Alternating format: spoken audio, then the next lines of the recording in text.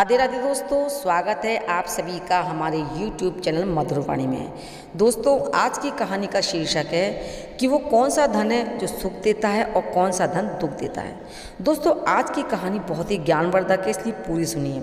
लेकिन कहानी को शुरू करें उससे पहले अगर आप हमारे चैनल पर नए हैं तो चैनल को सब्सक्राइब करें और बेल आइकन प्रेस करें, जिससे कि हर नई वीडियो का नोटिफिकेशन सबसे पहले आपके पास पहुँचे।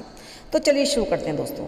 बहुत समय पहले की बात है, एक गांव में एक ब्राह्मण रहता था। बहुत गरीब था वो। एक दिन वो अपनी गरीबी से दुखी होकर राजा के यहाँ धन लेने के लिए चल दिया।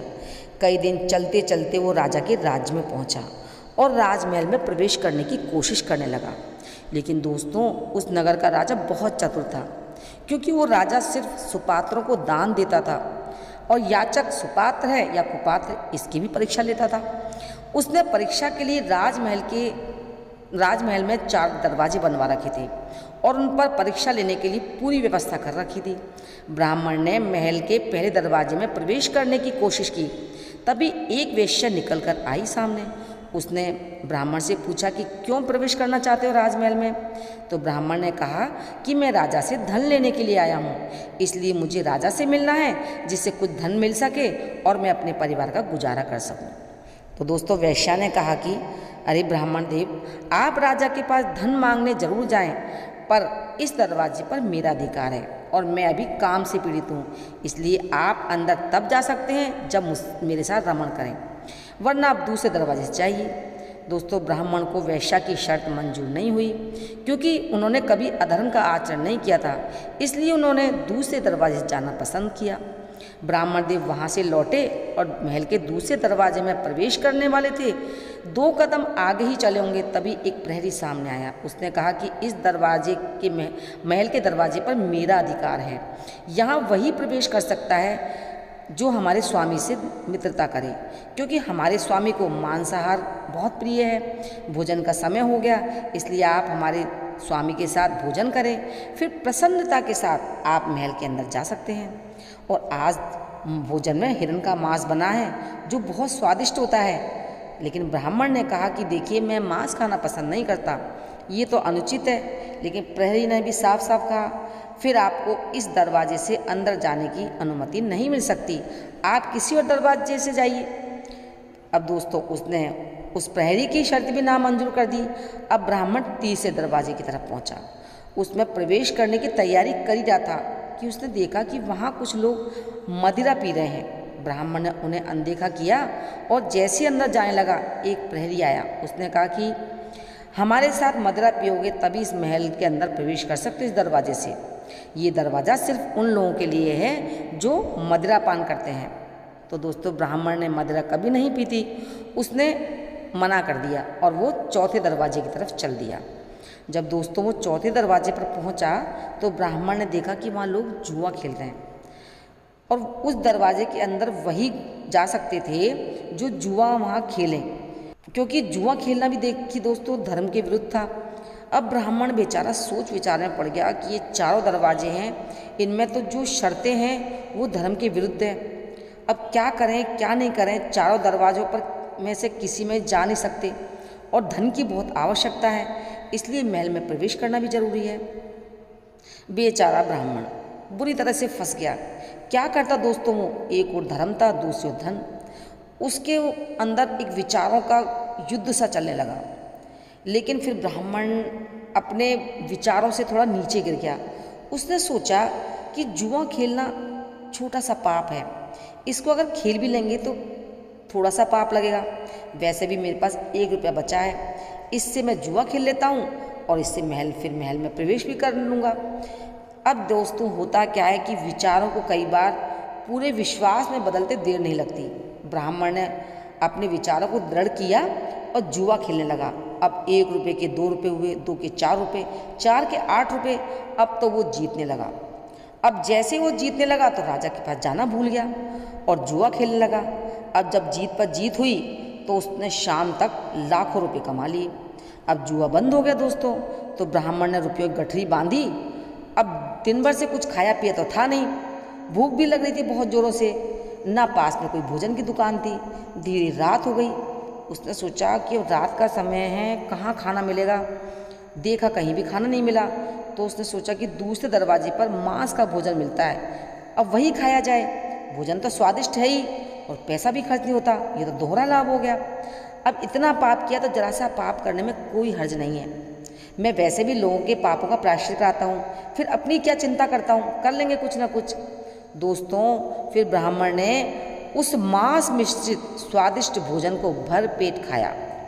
अब दोस्तों, अस्वाभाविक भोजन को पचाने के लिए अस्वाभाविक पाचक द्रव्यों की जरूरत पड़ती है, क्योंकि आपने देखा होगा कि जो लोग तामसी विकृत भोजन करते हैं वो अक्सर पान, शराब, बीड़ी, गुटखा, तंबाकू ये खाया करते हैं।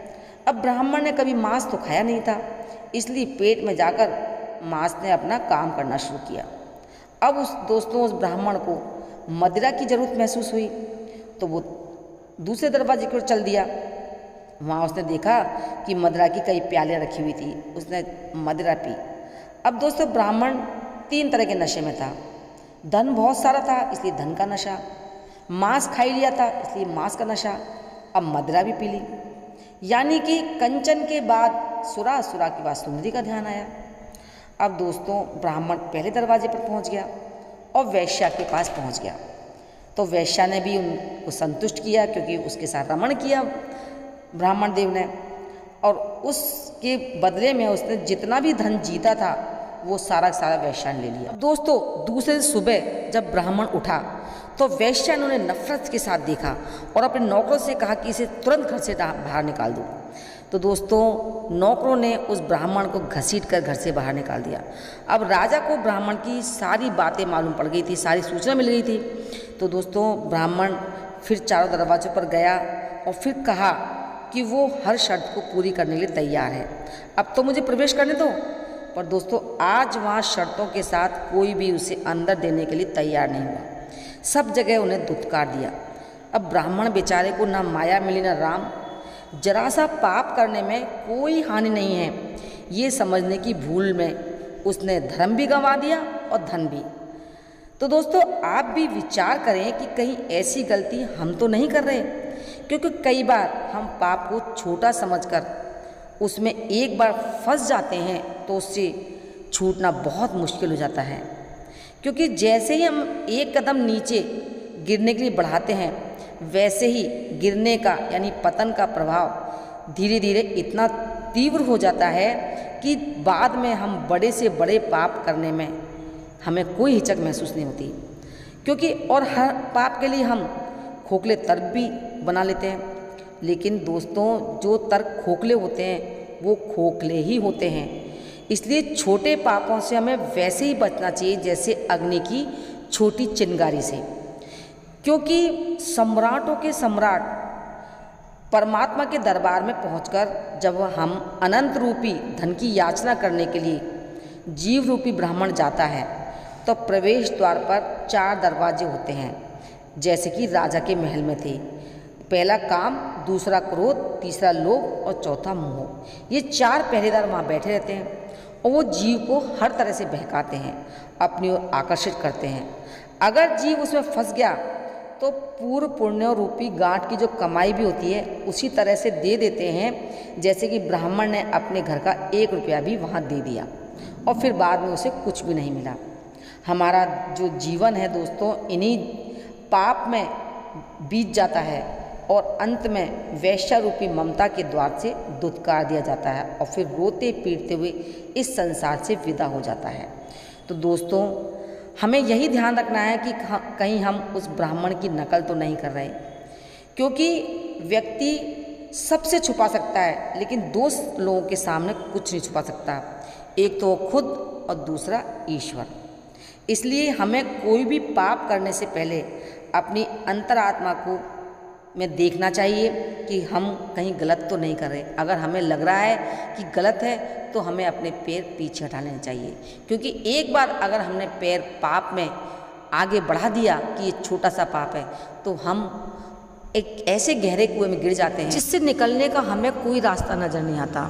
तो दोस्तों, जानते हैं कि वो कौन सा धन है जो हमें सुख देता है और दुख देता है। जो धन धर्म के काम में लगता है, जिससे हमें पुण्य की प्राप्ति होती है, वो धन हमें सुख देता है। और जिस धन से हम पाप के कुएं में गिर जाते हैं, पतन हो जाता है हमारा, वो धन हमें दुख देता है। तो दोस्तों आपको एक कहानी कैसी लगी कमेंट करके ज़रूर बताएं और कमेंट बॉक्स में राधे राधे लिखना ना भूलें।